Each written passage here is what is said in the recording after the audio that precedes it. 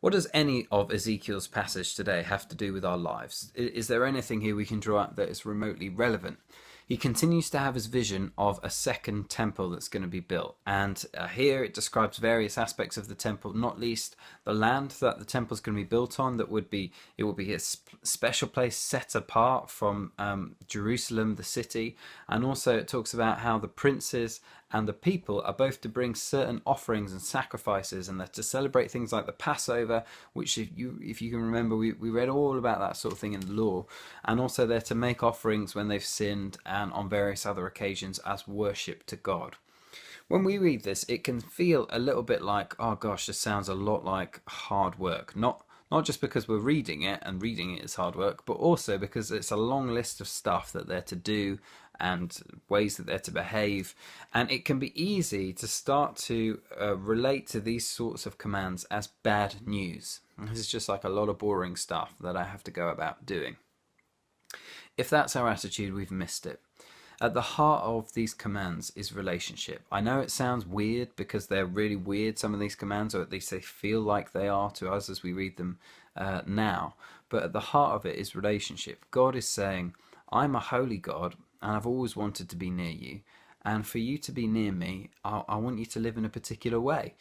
And yes, actually, being my people means that I want you to worship me and make offerings to me and make sacrifices to me.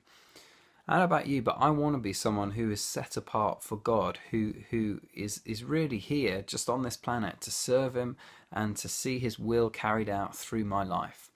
And one of the ways I'll be able to do that is when I understand that I'll be best suited to that, when I'm willing to place myself on an altar before God, even as these guys brought their sacrifices. We read in Romans that we are to present our bodies as living sacrifices to God, holy and pleasing to him. Even as it talks about the temple here being set apart by land, in the New Testament it talks about how we are the temple, how our bodies are this sacred space that has been set apart. We are the sacrifice that is referenced here in Ezekiel. We are the temple that's talked about by Ezekiel. And both of those things are to be holy and blameless and sacred and set apart. So how are we treating our bodies? How are we spending our time? How are we cleansing our minds? What are we doing that the words of our mouth and the thoughts of our hearts may be pleasing in the sight of God? It's not that we ever earn his favour. You can never earn God's favour. Don't even try.